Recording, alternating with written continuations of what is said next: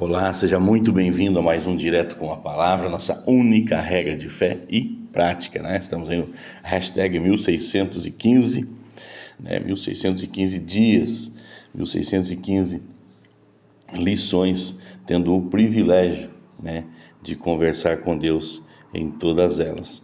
O tema da semana é tribulações e o título de hoje, As Tempestades da Vida. Jesus havia passado o dia inteiro ensinando grandes multidões às margens do mar da Galileia. Suas palavras ecoariam na mente do povo por muito tempo e por toda a eternidade. Está ecoando em nós hoje, né? Ao cair da tarde, Jesus falou aos discípulos, convidando-os para a travessia. Vamos passar para outra margem. Marcos capítulo 4, verso 35. Jesus sabia que uma tempestade viria, mas ainda assim os chamou para ir. E tinha uma lição de vida muito importante para ensinar a seus discípulos mais próximos. Leia o relato da tempestade em Marcos capítulo 4, verso 35 ao 41. Que lições sobre fé encontramos nesse episódio? Bom, encontramos a fé que é afugentada, né, pelos desafios, e a fé de Jesus, que não se importa com o tamanho dos desafios, né? Considere esses pontos. 4 pontos para considerar aqui. Jesus adormeceu, provavelmente sobre o único travesseiro do barco. Os barcos de pesca geralmente tinham apenas um, no qual o condutor da embarcação, na polpa, se assentava. Jesus estava, portanto, no lugar do piloto, mas dormia no leme. Segundo ponto, nem todos os discípulos eram marinheiros inexperientes. Pedro, Tiago e João conheciam bem o mar da Galileia e sabiam como lidar com as tempestades. O que isso nos chama a atenção, então? Que nós precisamos vigiar e orar, né, para não cair na tentação do medo e da desconfiança, né? Mostra que mesmo os mais fortificados na fé correm esse risco, assim como os discípulos, né, acabaram caindo pelo medo, né? Terceiro, esse é o único registro nos evangelhos em que Jesus está dormindo. Enquanto os discípulos estavam aterrorizados e pensavam que iam morrer, Jesus dormia na polpa. Por quê? Porque ele fez um convite aos discípulos: passemos para o outro lado. Isso era certo. Ele não disse, vamos tentar passar para o outro lado, está vindo uma tempestade, mas vamos encarar aí de qualquer jeito, quem vai comigo? Não, ele disse, passemos para o outro lado. Ele descansou em Deus, né? Quarto ponto, a reação dos discípulos diante do perigo foi perguntar, mestre, não te importa se morremos? Marcos 4, 38. Eles questionaram o caráter de Jesus e seu amor por eles. Muitas vezes essa é a nossa reação diante das dificuldades. Mais uma vez, por isso precisamos vigiar e orar, né? Não é porque a tempestade vem que nós vamos duvidar do nosso Criador.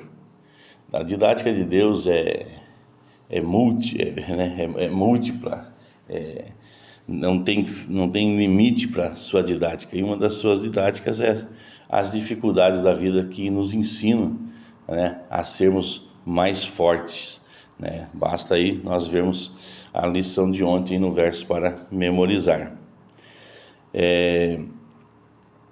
Em meio ao desespero, podemos tentar salvar a nós mesmos, como os discípulos. Às vezes, quando sofremos perdas e dores, começamos a duvidar do amor e do cuidado de Deus.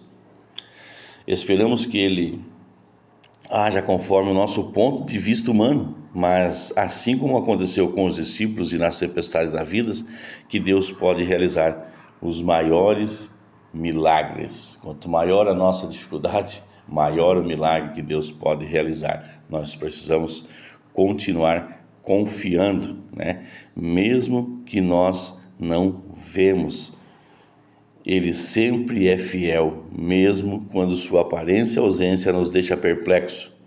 O Senhor está conosco em nossas tempestades e pode acalmá-las quando nós não conseguimos. Questão de rodapé. Tem 3 perguntas aqui. Qual costuma ser a reação, né, a sua reação diante das tempestades da vida? Bom, amados, nós olhamos para Jesus, né? Nós que estamos em Cristo, olhamos para Jesus e não pode ser diferente. Como esses momentos afetam o seu relacionamento com Deus? Bom, com tempestade ou sem tempestade, Ele continua sendo o meu Deus, né? o meu porto seguro, Ele continua sendo o nosso Deus e o nosso porto seguro. Então não pode afetar o nosso relacionamento com Ele, não pode nos distanciar dEle, né? Eu diria que até em muitas situações nos aproxima ainda mais, porque nós somos ingratos. Quando tudo está bem, né, nós ficamos às vezes na inércia, mas quando está mal, corremos aos seus pés, né? E fato também, ao contrário, é verdade que muitas vezes quando as coisas ficam ruins, queremos brigar com Deus e nos afastamos porque Deus está em silêncio e parece que Ele não liga para nós. Então nós precisamos estar muito atentos para não cair nessa cilada de Satanás. Quando você viveu na prática o princípio de 2 Coríntios 5,7, 2 Coríntios 5,7 fala que nós não andamos, né, pelo que por vista, né? Não é pelo que é palpável, mas por fé, né? Pelo que nós não vemos. Bom, desde que Cristo me resgatou, eu não ando mais por vista, porque muitas e muitas vezes as dificuldades da vida certamente me afastariam de Cristo, certamente eu tentaria com a força do meu braço e eu não conseguiria, né? Acabaria mal. Então, sempre precisamos continuar, né, por fé e não por vista. Amém, amados? Louvado seja Deus. Louvado seja Deus por essa palavra, louvado seja Deus por você que acompanha essa leitura, né, para que aumente o seu grau de intimidade com Deus, assim como eu o busco todos os dias. Vamos orar.